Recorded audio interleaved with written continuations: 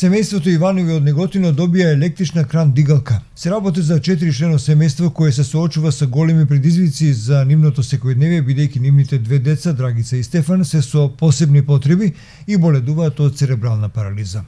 Овој кран ќе им го олесни нивното секојдневие и движењето, поместувањето од една соба во друга низ домот. Апаратот е донација на Ристе Стефанов, кој неодамна ја доби седумката на лото. Освен тој, во оваа донација учествуваат и неколку граѓански асоциации, иницијативи, хуманитарни луѓе и фирмата која ги увезувала ваквите апарати во Македонија. Срекни за апаратот се секако и децата, а најмногу нивните родители кои мачат секој утро да се соочат со товарот да ги преместуваат децата од собата каде што спијат во друга просторија. Овој кран ќе им го олесни движењето. Мајката Светлана Иванова вели дека со помош на дигалката од сега тие ќе спијат колку што сакаат, потоа без никакви потешкоти ќе бидат поместувани таму каде што е потребно. Иванова се надева дека новата општинска власт ќе има слух и ќе им излезе во пресрет на потребите за ваквите семејства. Денеска сме кај фамилија Иванови. Веќе фамилија Иванови се фамилијата во кој што живеат Драгица и Стефан. Драгица и Стефан се на возраст од 21 и 14 години, ако не се лажам. Тие живеат во едно хармонично и среќно семејство, но за дневните услови и обврски на нивните родители ние одлучивме да се заеднички да најдеме можност како да го олесниме секојдневието. Затоа го купивме овој кран дигалка, и во неговата набавка се вклучија повеќе фактори.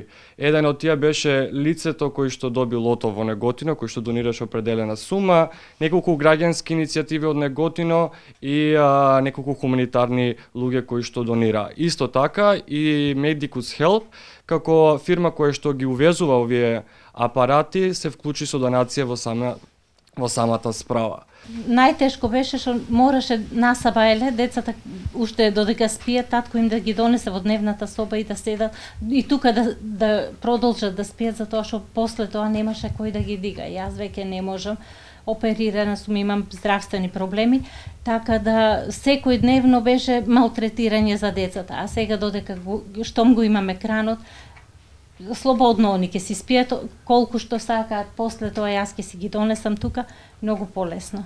Стварно ни беше потребен, јас прв пат го видов на телевизија, ни го пратија и преку интернет една пријателка на Драгица.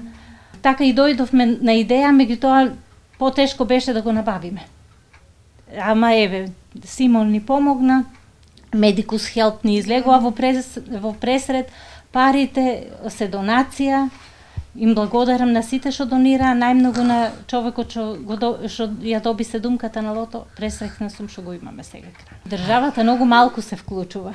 Има многу семејства на кои што им е потребна и тоа како помош од државата, меѓутоа многу малку се вклучува. Секој на свој начин си се снаоѓа.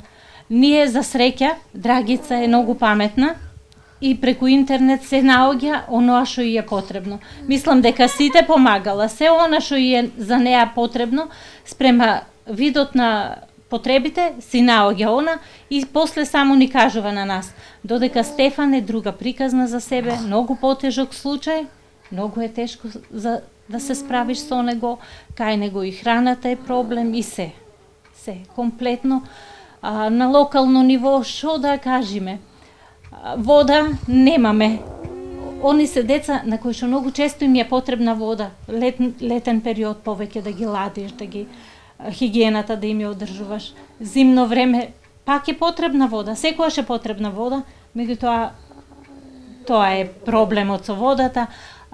Патиштата непроодни се, тротоарите се многу високи, количка да качиш од коловозот на тротоарот, просто е незамисливо.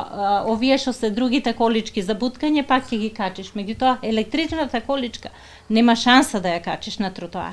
Така да има многу работи што треба да се сменат, непристапни објекти, ама тоа со децении треба за сето тоа да се искорене.